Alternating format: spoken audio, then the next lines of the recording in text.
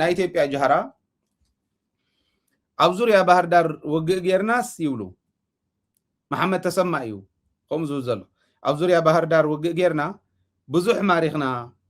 ቁሳዊ ኺሳራ እውን በፂሕዎ ፋኖ ኣፅዋር ማሪኽና ሽድሽተ አርፒጂ ክልተ ድሽቃ ኣየር መቃወምያ እንተይተረፈ ሒዝና አይብል እሞ ኣነ ግን እንታይ ተራእይኒ ሰብኣይ ኣየር መቃወምያ እውን ኣለዎም ኣፀረ ድሮን ኣለዎም ዞም ፋኖ እንዳበለ ይነግሮም ኣለዎ በቃ ሕዚ እንታይ ዓይነት ዜና ይሕልፍ ከም ዘሎ ይፈልጦም ዘሎ ሕጊ ምኽባር ክቕፅል ይብል እሞ ኣየር መቃወምያ ዝሓዘ መዳፍዕ ዝሓዘ ድሽቃታት ዝሓዘ ፀረ ድሮን ዝሓዘ ፋኖ ምዃኑ ይነግር ኣሎ እና زير يريهم جن أبزي أستمالي أجت أم قينو أو خعب قرب زكاتات الفلفل اللي نامو كمين يريله أب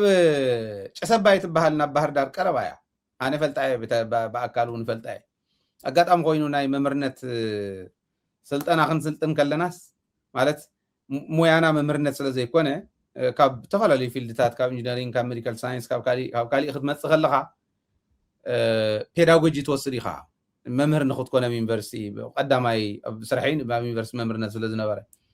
ኣብ ባህር ዳር ኢና ሰልጢና ናይ መጀመርያ ግዜ ጨስ ኣባይ ትበሃል ንእሽተይ ከተማ ዝፈለጥክዋ ሽዑ እዩ ሕዚ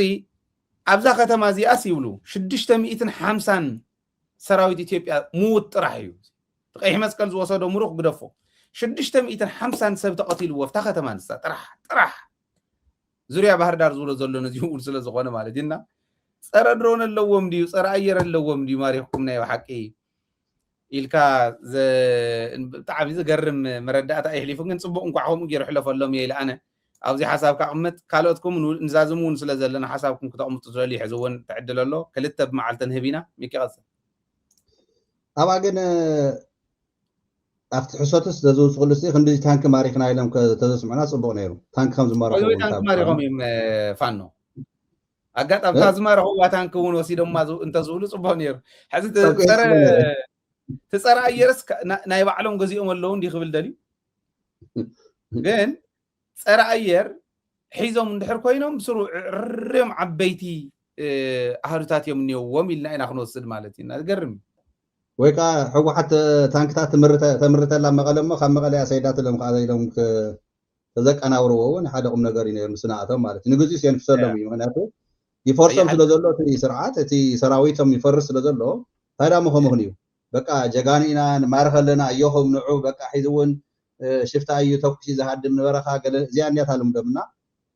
ግን እቲ ግዜና ክንቁጥብ ምንታይ ኣብዚ እቲ ሓደ ቁም ነገር ፋኖ ንኣብነት ትማሊ ኣብዚ እውን ሪእለዮ ነይረ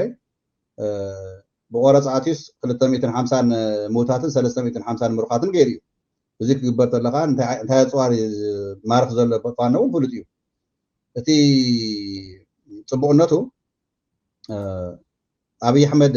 በይኑ ተሪፉ ዘሎ ኣብቲ ሃገር ምስኡ ዝተሰለፈ ሓይሊ የብሉ ኦላ እውን ኣንፃሩ ይምርሽ ኣሎ ብደንቢ ይቃለስ ኣሎ ናይ ፋኖ ግንባራት እውን ምንባብ እናገበሩ ፅቡቅ ውፅኢታት ንርኢ ኣለና ህዝቢ ኣምሓራ ግን ይሳቅ ኣሎ ከም ህዝቢ ማለት እዩ ኣብ ትግራይ ዝነበረ ግፍዒ ስቃይ መከራ ጀኖሳይድ ንብሎ ንሕና ኣሜሪካ እውን አትራሲቲስ ኢላ ዝፀውዖቶ ባዕላ ዋላ ከምቲ ንሱ ደረጃ እንተዘይኮነ ኣብ ኣምሓራ ልዕሊ 2 ዓመት ዝካየድ ዘሎ ኩናት ኣብዚ ዓዲ እዚኡ ትካላት ይዓኖ ኣሎ ሃፍተ ገነት ይዓኖ ኣሎ ህዝቢ ይመውት ኣሎ ሂማኒቲ ምህላው ናይ ሰብ ድምፂ ናይ ህዝቢ ሰብ ድምፂ ናይ ውፅእ ንምዃን ኣምሓራይ ክኸውን የብልካን ስለዚዩ ዝሃገር ትፈርሰላ እዛ ትፈርስ ዘላ ሃገር ግን ብንፃድቃን ብካልኦት ውልቀ ሰባት ንሕና ተዓሺና ወይ ተሸዊና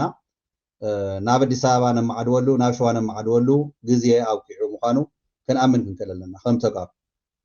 ለኽባጣት ዝኾኑ ዝኽሓዱ ንህዝቦም ንዓዶም ሸዋ ስለ ዝኸዱ ናብ ሸዋ ሒዙ እውን እቶም ተረፉ ሻንጦም እናኣሸጉ ስለ ዝተጓየዩ ዋሕስነትና ትግራይ እያ ዓድና ትግራይ እያ ህዝብና ህዝቢ ትግራይ እዩ ንሕና ዘድልየና ምስ ህዝቢ ትግራይ ተሰሊፍና ከም ተጋሩ ሰሚርና ሓድነትና ክንብል ከለና እቶም ዝኽሓዱና እቶም ሒዙ እውን ክኽሕዱና ተሰሊፎም ዘለው ምንም ክንገብሮም ኣይንኽእል ኢና ምክንያቱ ንሕና ክንቃለስ ከለና ከም ተጋሩ ኣብ ውሽጢ ዘሎ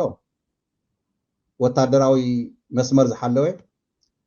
ውሕልል ዝኾነ ካይዳታት ተጠናኺሩ ኣብዚ ደረጃ እዚ በፅሑ ዘሎ ብልፅግና 2-3 ግዜ ዘይኮነስ ደጋጊሙ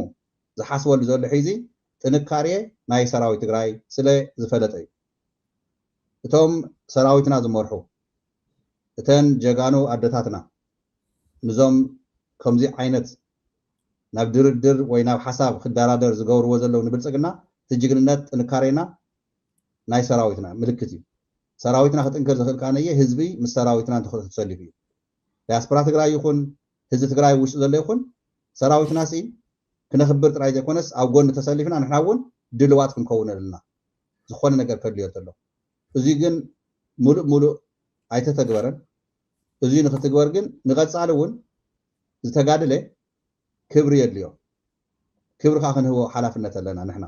የካቲት 11 እውን ትምልክቱ እንታይ እዩ ናብ ደደቢት ወፂኦም ዋላ እቶም ውሕዳት ኣያታትና ተመስረትዎ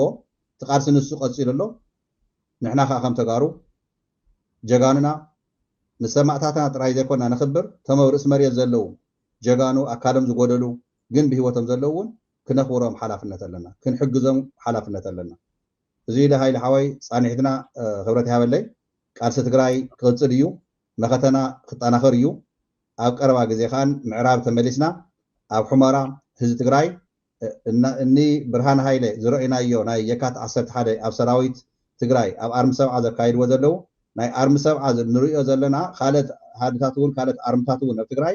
ሓቢርና ኣብ ሑመራ ኣቲና ምስ ህዝብና ፅቡቅ ዜና ፅቡቅ ነገር ክንሰምዕ ኣብ ቀረባ ግዜ ተስፋ ይገብር ይቕኒየለይ ግርም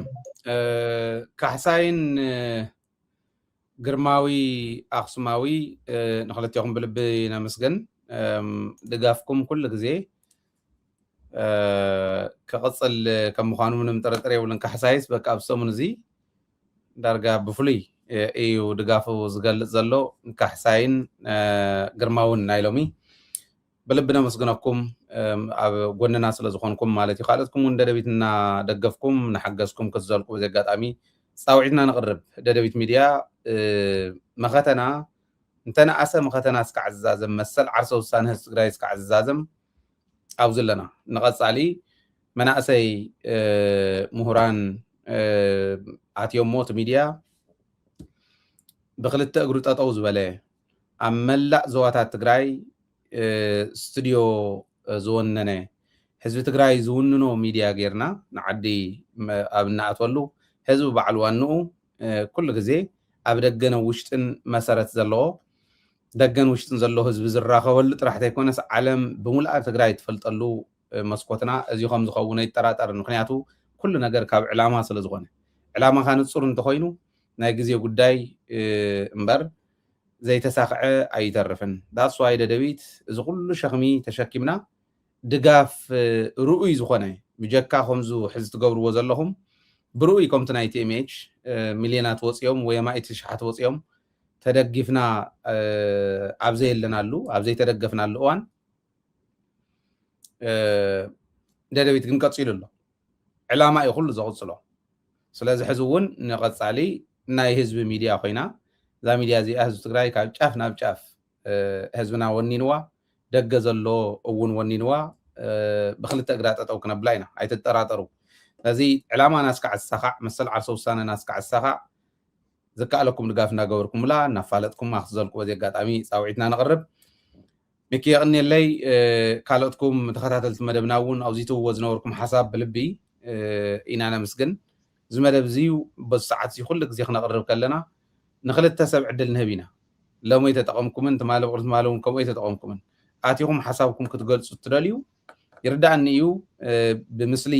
ክትረኣዩ ዘይትደልዩ ብዙሓት ኢኹም ግን ላይቭ ስለ ዝኾነ ዘጋጥም ነገር ንምሓዝ ስለ ዘይጥዕመና እንተዘይኮይኑ ብድምፂ እውን ክንእትወኩም ድልዋት ኢና ነርና ሪኮርድ ኣብ ዝኾነሉ ግን ፀገም ይነበረን ሓላፍ ዘላፍ እንተሃለወ ኤዲት ይግበር እዩ ማለት እዩ እዚ ግን ኤዲት ዘይግበር ስለ ዝኾነ ሓላፍነት ወሲድኩም ንክትዛረቡ ኢቱ መስልኹም ንብለኩም እሞ ንቐፃሊ ከም ትጥቀሙ ምንም ጥርጥር የብለይን ንሎሚ ግን በዚ ክንዛዝም ኢና ከብ ዘለኹም ሰላም ይኹነልኩም ሰላምን ዓወትን ምስ ጅግና ህዝብና ክኾን ትምኒትና እዩ ትግራይ ትዕወት